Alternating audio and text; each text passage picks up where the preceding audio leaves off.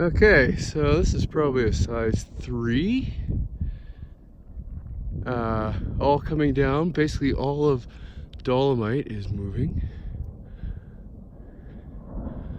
That's a pretty spectacular avalanche. That's the biggest I've ever seen.